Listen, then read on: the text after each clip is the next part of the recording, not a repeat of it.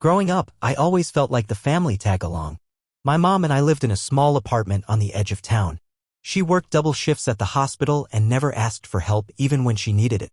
Her side of the family, especially her older sister, Aunt Rhonda, had money, connections, and the nerve to act like they were better than us.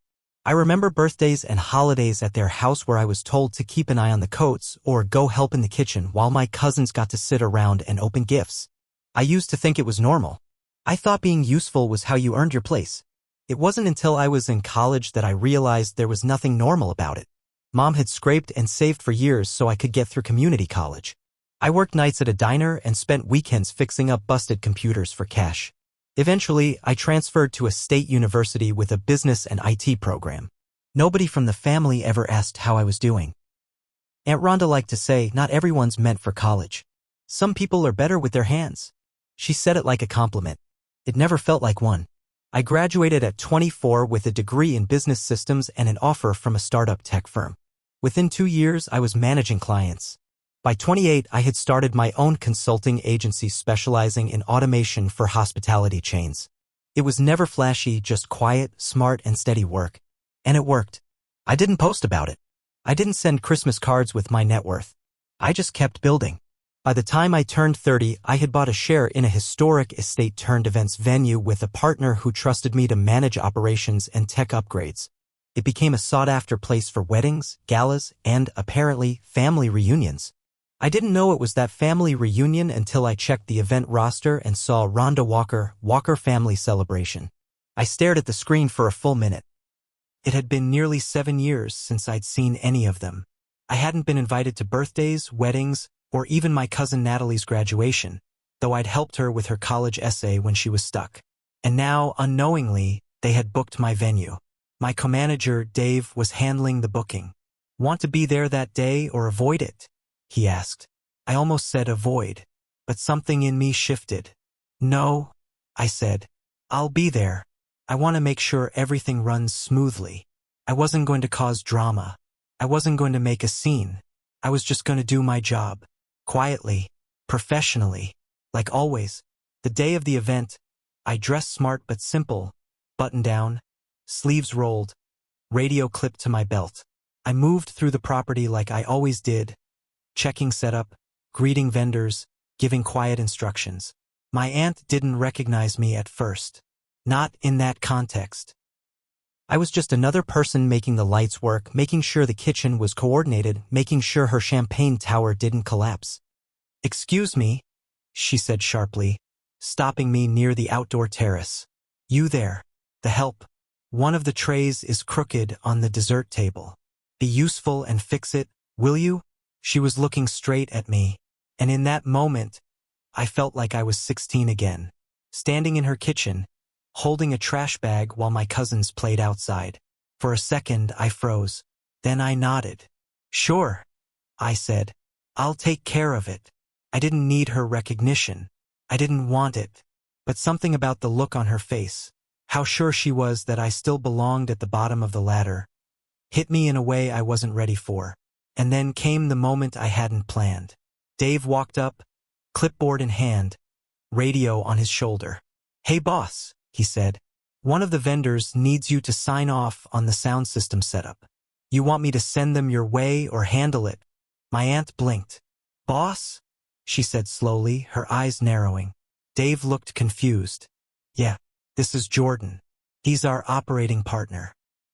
Her mouth opened, then closed, and for once in my life, she didn't have a single thing to say. I've seen a lot of expressions in my line of work: bridezillas mid-meltdown, chefs on the verge of quitting, even grooms who looked like they were walking into their own funeral, but nothing quite compares to the expression Aunt Rhonda wore in that moment. Shock, confusion, discomfort, a pinch of anger. The silence stretched a little too long. Dave gave me a glance like, did I say something wrong? I gave him a nod and said, send them my way. Then I turned to my aunt. I'll get that dessert tray fixed too, I added.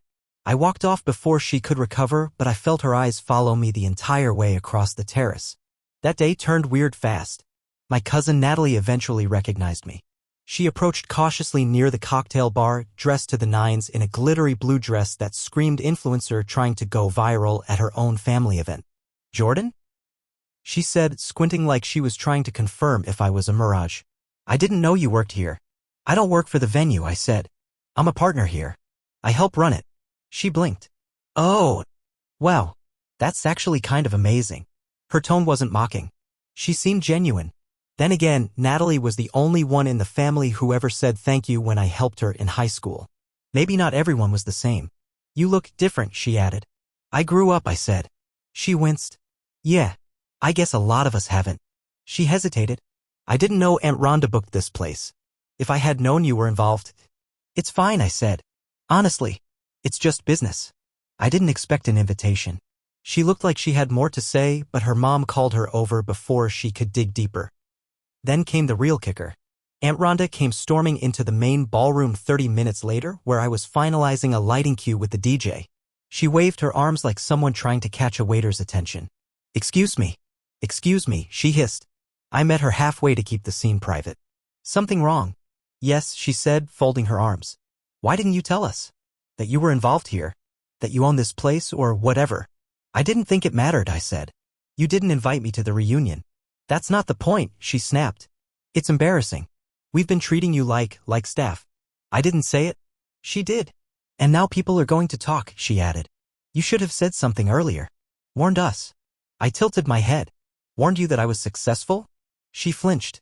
A part of me wanted to laugh, not out of cruelty, but from the absurdity of it all. For so many years, I had been invisible.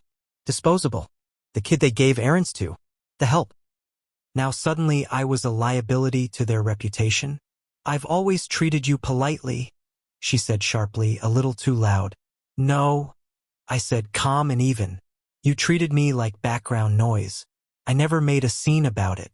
I won't now, but I'm not going to apologize for being here, or for what I've built. Her mouth opened, then closed again. She walked away, and that should have been the end of it. But it wasn't. About 2 hours into the reunion, one of the power generators for the lights started to glitch. Something rare but not unheard of with older wiring. As staff scrambled to reroute it through a backup system, I went hands-on, rewiring from a side panel near the kitchen hallway. I was crouched under the panel when I heard Aunt Rhonda's voice. I told you they should have just rented a better venue. This place clearly isn't up to our standards. I smiled. Then I flipped the switch and watched the chandeliers come back to life. The staff applauded. The DJ restarted the music. Everyone clapped, even some of the guests who had no idea what had happened. And that's when the head of operations from one of our partner hotels, who had come by to drop off a contract, walked up and clapped me on the back. Jordan, you saved the day again. You're too good at this. We need to lock down that October contract. Aunt Rhonda stood nearby, stunned silent, frozen in her sequined heels. For once, I didn't feel small. By the time dinner service began, whispers had already started circulating through the family. Not everyone knew the full story yet, but enough people had seen something, whether it was Dave referring to me as the boss, or me fixing the lights, or overhearing one of the staff defer to me like I was the one calling the shots. People noticed. And that included Uncle Randy. I was at the service entrance near the loading dock, checking with the valet coordinator about guest overflow parking, when I heard someone clear his throat behind me. Jordan. I turned around. Uncle Randy, who usually only spoke to me in grunts and nods at funerals, was standing there with his hands in his pockets, looking uncharacteristically sheepish. I didn't realize this was your place, he said. Mine and 2 other partners, I replied. I'm the primary operator for this location, though. He nodded slowly. You've done well for yourself. It sounded like it physically hurt him to say those words. Thanks, I said. I guess I owe you an apology, he added. I always thought you were just coasting along, not really going anywhere. I didn't know you were building something. I shrugged. I didn't need anyone to know. I just needed to build it. He smiled faintly. Well, you did. He didn't stay long, but that was more than he'd said to me in probably 5 years. Back inside, things got weirder. A couple of the younger cousins came up to me near the bar, one of them, Luke, who used to push me around at family BBQs like I was the guy designated to clean up everyone's plates. Dude, he said, in that too loud voice he always had, why didn't you say anything? This place is insane. I didn't feel like explaining my whole life journey, so I just smiled and said, figured you'd find out eventually. Another cousin, Ashley, chimed in. Wait, so you don't just work here, you run it? Pretty much. She blinked. Okay, now I feel like a jerk. You didn't say anything to me. Yeah, but I laughed when Rhonda called you the help. Thought she was being dramatic.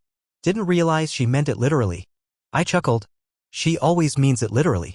That's when Natalie cornered me again. This time she looked embarrassed. She pulled me aside away from the DJ booth and speakers. I heard what my mom said, she muttered. The whole "Why didn't you tell us" thing. That's not fair to you. You don't need to apologize for her. No, but I feel like I should. Because I used to be the same. When we were kids, I let her make me think you were. I don't know, less than. Just because your family had less money. I nodded. I know. She looked surprised. You knew. I saw the way people looked at us. I just stopped caring. She looked down, then back at me. Can I tell you something weird? When I found out this place was yours, I wasn't just surprised. I was proud. That hit me harder than I expected. It took me a second to reply. Thanks. She smiled. You were always the one helping everyone. I guess you just figured out how to make a business out of it. Then, of course, Aunt Rhonda returned. Because she couldn't let a single moment pass without reclaiming the spotlight. She approached the head table just before dessert, smiling like she hadn't spent the whole day bitter. I was standing off to the side, chatting with one of our team leads when she raised her voice just loud enough for the crowd to hear. I think we can all agree tonight's event was flawlessly done. And to think, our very own Jordan helped organize it. The way she said our very own, like she'd been part of my success from day one, made me wince. Someone clapped politely. A few others joined in. I nodded but didn't smile. Then she added, you know, if you ever want to do another one of these for the whole family, maybe something even bigger. I looked at her, really looked, and for the first time I saw someone scrambling to rewrite the narrative. Not to appreciate me, but to absorb me back into the family's image now that I was useful. But I wasn't going to let her spin it that way. I'm glad you enjoyed the event, I said calmly. But next time you'll have to talk to the booking manager. I'm taking a step back from events next quarter. She blinked. You're what? Expanding into another city, I said. Denver. The truth was, I'd already signed a lease for our second venue. A huge step for the company. I just hadn't told many people yet. The look on her face was priceless. Again.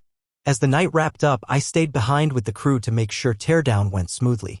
It was something I didn't need to do anymore. Delegation is part of leadership, but tonight wasn't just about operations. It was personal. I watched as the tables were cleared, linens folded, glasses stacked into crates. The soft hum of vacuum cleaners filled the hall as lights dimmed one by one. Somewhere in the middle of that, Dave approached me with a box of candles from the centerpieces. You handled that family circus with more grace than I could have, he said. I'd have snapped at the first sideways glance. I smirked. I've had years of practice biting my tongue. He clapped me on the shoulder. Denver's lucky to get you. Just make sure you come back once in a while. I will. When I finally left, it was nearly midnight. I stepped out into the cool air and found my car waiting. One of the valets had insisted on bringing it around even though I'd parked it myself. And standing beside it was my mom. She looked tired but proud. A quiet kind of pride. The kind that doesn't scream or post it on Facebook but lives in your bones. I saw what you did in there, she said. It's just another event. No, she shook her head, it's not. It was your moment. You didn't gloat. You didn't humiliate anyone. You just did what you do best. You showed up. Handled everything. Quiet power. That almost broke me. I didn't need them to clap, I said. I just needed them to know I'm not who they think I am. They do now. 3 days later, I got a message from Aunt Rhonda. A long one. Full of half apologies and passive-aggressive praise. She told me she was so proud of how far I'd come and that it's a shame we didn't stay closer over the years. She even said she wanted to book another event and hoped we could work something out. I didn't respond. Not out of pettiness. Just peace. She wasn't reaching out because she understood me. She was reaching out because she finally needed me. And I wasn't going to give her the satisfaction of thinking that's how this worked. A week later, I sent out the press release. Our company was opening a second location. A larger space in Denver. The announcement went mildly viral in a local business journal. That same day, Natalie messaged me. I just saw the article. I can't believe how far you've come. I'm really happy for you, Jordan. If you're ever back in town, coffee? I smiled. Not because I needed the validation, but because sometimes the people who used to overlook you are the first to notice once you stand in your light. And this time it wasn't about proving anyone wrong. It was about proving myself right.